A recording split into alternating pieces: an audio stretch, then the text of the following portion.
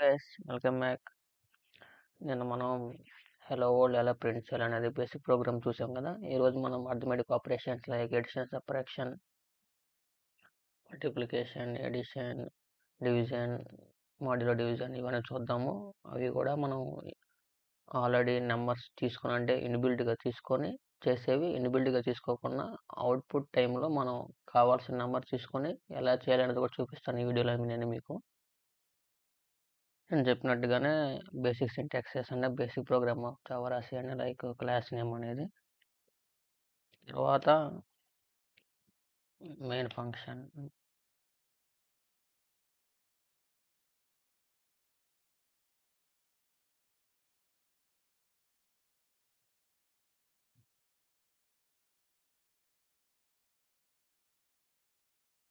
మీరు first program చూసినట్లయితే ఇదైతే మెయిన్ ఫంక్షన్, ఒక మెయిన్ సింటాక్స్ లాగా అనమాట. జావాకి కన్ఫామ్గా రాసేయాలన్నమాట. ప్రతి జావా ఫంక్షన్లో కన్ఫామ్గా ఉండే basic syntax, basics model of Java అనేది ఇదనమాట. జస్ట్ మనం ఇప్పుడు ఎలాగైతే వేరే ప్రోగ్రామ్ ఉంది, మనకి ఇప్పుడు a=10, b=20, c=a+b, like c=30 అనే వాల్యూ ఎలాగైతే ఇస్తామో సేమ్ అలానే ఇక్కడ కూడా ఇచ్చేయండి. కానీ దానికి ఇచ్చే ముందు ఏంటంటే సింటాక్స్ అంటే డేటా టైప్, ఏ డేటా టైప్ మనము ఇచ్చే వాల్యూ ఏ డేటా టైప్ అనేది ముందుగా డిక్లేర్ చేయాలన్నమాట జావాలో. లైక్ ఒకసారి చూపిస్తాను చూడండి. ఇంట్ a=10 ఇచ్చాను, అలానే ఇంట్ b=20 ఇచ్చాను. లైక్ ఎలా చెప్పానంటే a=10, 20 అనేది ఎవరైనా నార్మల్గా మనం ఇచ్చేస్తాం అనమాట. ఇక్కడ ఇచ్చే ముందు సింటాక్స్ ఇంట్, మన ఇంట్లో ఇస్తున్నామా, ఫ్లోట్లో ఇస్తున్నామా, డబుల్లో ఇస్తున్నామా, లాంగ్లో ఇస్తున్నామా అనేది ముందుగా డిక్లేర్ చేయాలి. ఎందుకంటే జావాలో మనం ఇచ్చే వాల్యూ దేంట్లో రీడ్ చేయాలనేది యూజరే కంపైలర్ చెప్పాలన్నమాట. అలానే మనకి ఇస్తున్నాము. నెక్స్ట్ అలా ఇచ్చాక వాల్యూ, రెండింటి వాల్యూ ఒక దాంట్లో డిక్లేర్ చేయాలి. లైక్ c=a+b అని ఇచ్చాను. c=a+b అని ఎందుకు ఇచ్చానంటే మనం ఇక్కడ ఎడిషన్ ఆపరేషన్ అనేది చేస్తున్నాము. లైక్ ప్లస్ ఆపరేటర్ యూస్ చేసి ఎడిషన్ ఆపరేషన్ చేస్తున్నాము. మనకి ఇక్కడ ఆల్రెడీ వాల్యూస్ డిక్లేర్ చేసాం. a=10 అని ఇచ్చాం, b=20 అని ఇచ్చాం, c=a+b అని ఇవ్వాలి. అలానే ఇచ్చేసాము. తర్వాత మనకి ప్రింట్ చేయాలి. ఏమైనా ప్రింట్ చేయాలి, ఎడిషన్ ఆపరేషన్ కాబట్టి a+b=30 అంటే 10+20=30 అనేది మనకు అవుట్పుట్లో ప్రింట్ అవ్వాలి. అది ఎలా ప్రింట్ చేయాలి, ప్రింట్ స్టేట్మెంట్ మనం ఇక్కడ ఎలా యూస్ చేస్తామంటే ఫస్ట్ ప్రోగ్రామ్ చూసినట్లయితే system.out.println అని ప్రింట్ లైన్ అనే దాంట్లో మనం ప్రింట్ చేస్తాం అన్నమాట. అది ఎలాగో చూడండి ఒకసారి.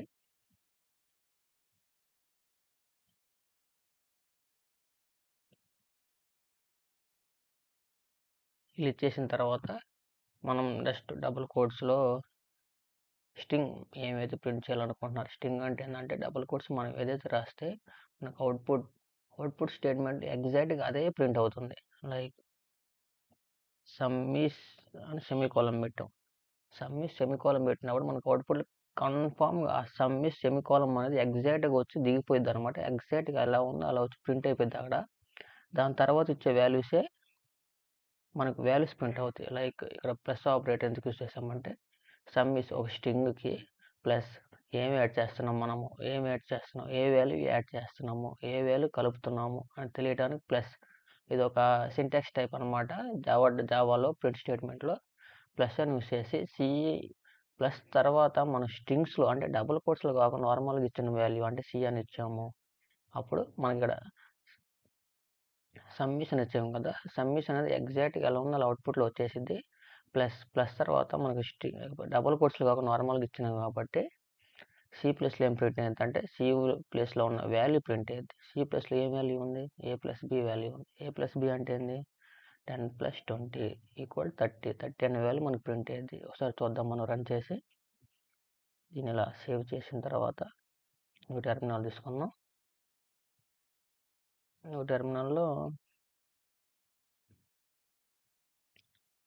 జావా స్పేస్, నేను మీకు చెప్పాను కదా టెర్మినల్ ఎలా ప్రింట్ చేయాలి, ఎలా రన్ చేయాలని చెప్పేసి జావా స్పేస్.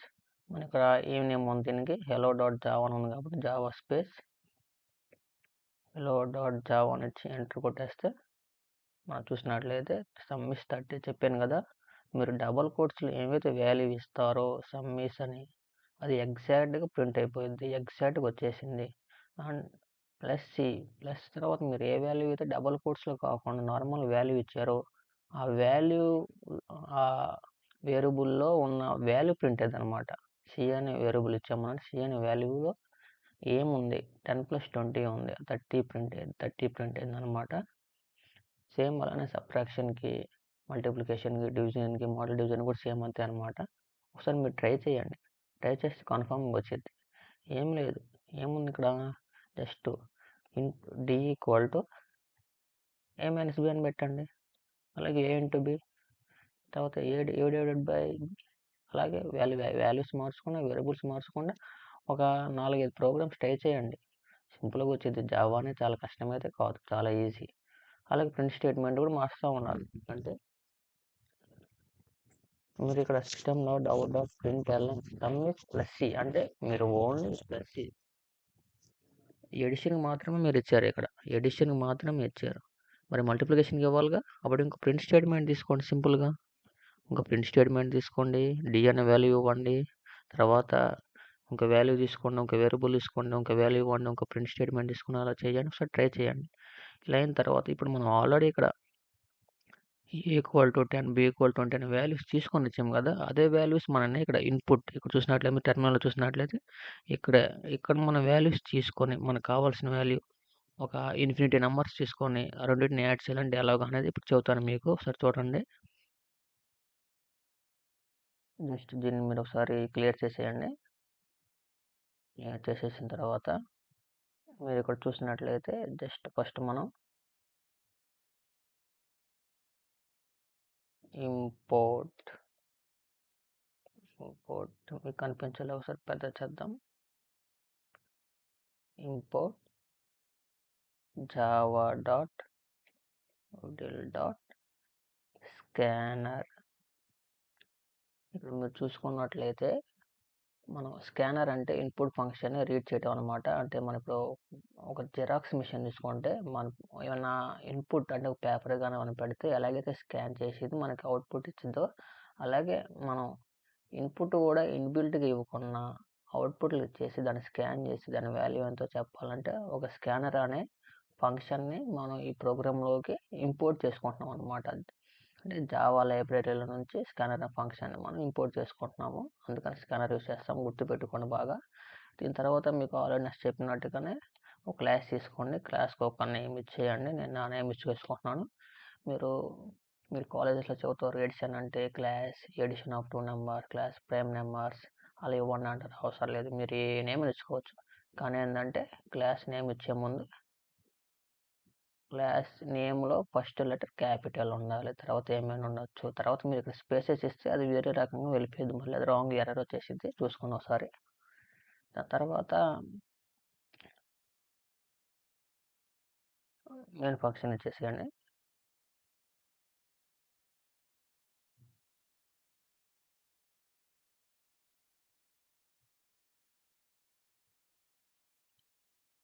మీకు ఆల్రెడీ చెప్పినది ఒక సింటాక్స్ అనమాట. సింటాక్స్ తర్వాత ఇక్కడ ఈ స్కానర్ ఫంక్షన్ని చూడండి, ఈ స్కానర్ ఫంక్షన్ని మన క్లాస్ ఏదైతే ఉందో అది రీడ్ చేయాలంటే ఒక సింటాక్స్ ఇవ్వాలి. ఎలాగంటే scanner SC equal to new scanner system dot in. చూడండి, ఇది ఒక సింటాక్స్. లైక్ మీరు ఈ స్కానర్ని మనం ఇంపోర్ట్ చేసుకున్న స్కానర్ ఫంక్షన్ని మన ప్రోగ్రామ్ రీడ్ చేయాలంటే, అంటే లైక్ మన ఒక జిరాక్స్ మిషన్లో మన పేపర్ పెట్టి ఎప్పుడప్పటికి అంటే ఎట్ ఏ టైం పేపర్ పెట్టేసి మనకు జిరాక్స్ కావాలంటే అవుట్పుట్ ఎలాగ ఇచ్చింది, మనకి ఎన్ని కాపీస్ కావాలి, ఏం చేయాలని చెప్పేసి ఒక రీడ్ చేయడానికి ఒక వాల్యూ ఉంటుంది కదా, బటన్ కానీ లేకపోతే ఏదో ఒకటి ఇలా ఫోన్ ద్వారా పంపించడం అని ఉంటుంది. అలాగే ఇక్కడ కూడా scanner S equal to new scanner system dot in అంటే ఇన్పుట్ ఫంక్షన్. ఇందాక మనం చూసినట్లయితే సిస్టమ్ డాట్ అవుట్ ప్రింట్ ఇలా యూస్ చేసాం. అవుట్ అంటే ఏంటి, అవుట్పుట్ ప్రింట్ స్టేట్మెంట్ అనమాట. సిస్టమ్ డాట్ ఇన్ అంటే స్కానర్. సి లాంగ్వేజ్లో మీకు గుర్తుండి స్కాన్అప్ ఇన్పుట్ ఫంక్షన్ రీడ్ చేయడానికి, అలాగే స్కాన్అప్. మీరు ఎస్సి అనేది కాదు, scanner SC, like scanner SC కాదు, స్కానర్ ఏ పెట్టుకోవచ్చు, స్కానర్ బి పెట్టుకోవచ్చు, స్కానర్ ఏదైనా పెట్టుకోవచ్చు, ఏం కాదు అక్కడ.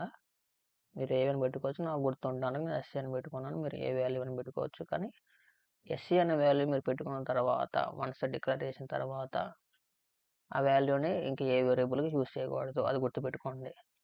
మనకు 2 లెటర్స్ ఎందుకు తీసుకున్నామంటే, అటు ఆ వేరియబుల్ మనం 2 లెటర్స్ ఎక్కడ యూజ్ చేయం కాబట్టి తీసుకున్నాను నేను. అలా గుర్తుపెట్టుకున్నాను ఒకసారి మీరు.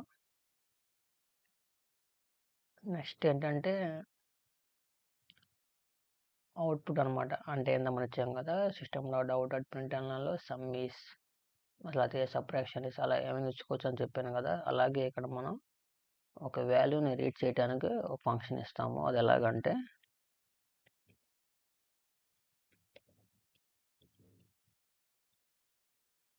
Out at println enter first value అని ఇచ్చేసాను నేను. మీకు గజిబిజిగా లేకుండా చేస్తాను, సారీ.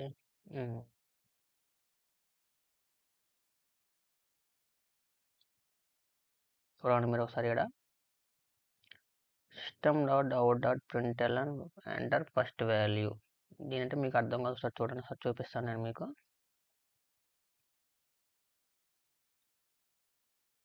ఇంట్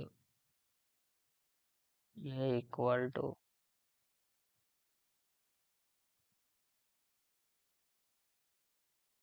చూడండి మీరు, int A equal to SC dot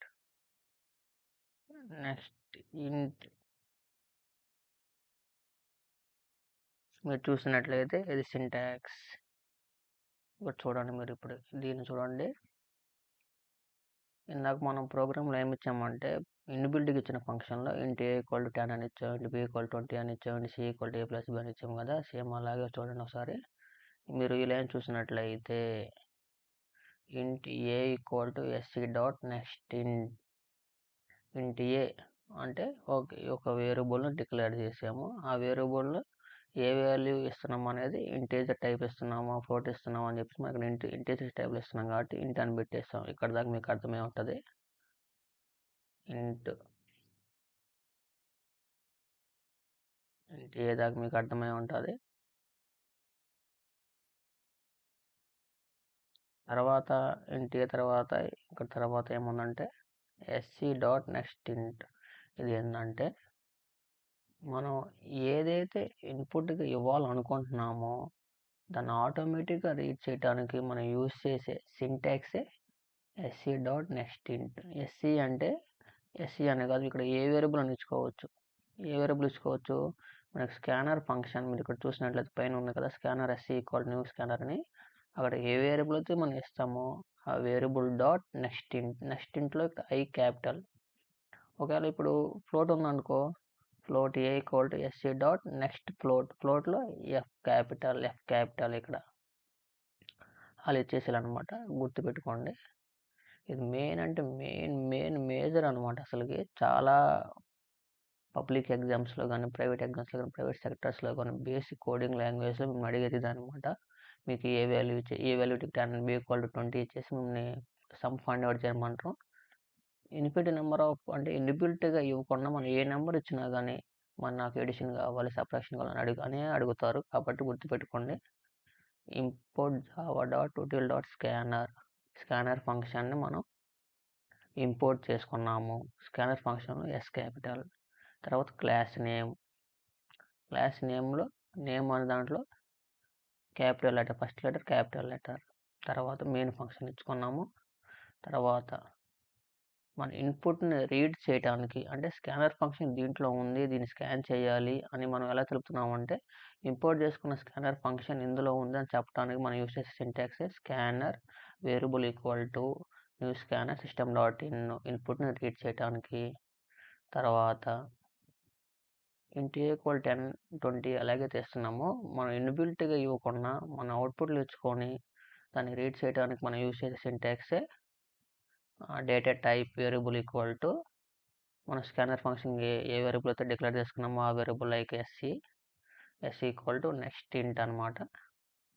system dot out dot println అని ఇక్కడ ఎందుకు యూస్ చేసామంటే మనకు ఒకసారి అవుట్పుట్లో రన్ చేసిన తర్వాత మీకు చూపిస్తాను ఎలాగనేది. సేమ్ అలాగే నెక్స్ట్ వేరియబుల్ తీసుకోండి. సేమ్ టు సేమ్ నెక్స్ట్ వేరియబుల్తో డిక్లేర్ చేస్తాం చూడండి ఒకసారి మీరు.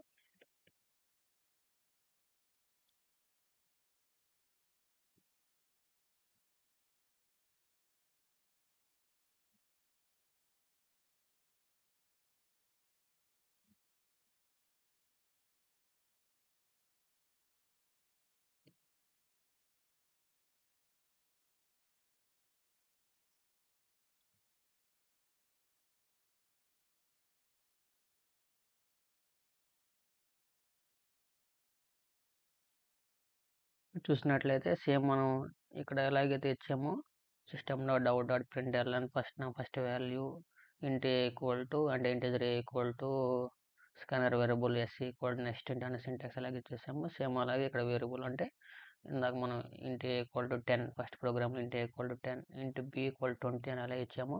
అలాగే ఇక్కడ 2 వేరియబుల్స్ ఏ వేరియబుల్ ఒకటి బి వేరియబుల్ ఒకటి డిక్లేర్ చేసుకున్నాము. దాన్ని ప్రింట్ చేయాలి. ఎలా ప్రింట్ చేయాలి? సింపుల్గా int c equal to A plus B. Same ఇందాకలాగే మీరు చూసినట్లయితే A equal 10 B equal 20 C equal A plus B ఇచ్చి సి ఈక్వల్ 30 వాల్యూ మనకు వచ్చింది. సేమ్ అలానే మనం ఇక్కడ ఏ వాల్యూ డిక్లేర్ చేసుకున్నాం, బి వాల్యూ డిక్లేర్ చేసుకున్నాం, సి ఈక్వల్ మనకి ఏం కావాలి, ఏ ప్లస్ బి కావాలి, ఏ ప్లస్ బి ఇచ్చేసాము. సేమ్ ఇందాక చేసినట్టు system dot out dot println C.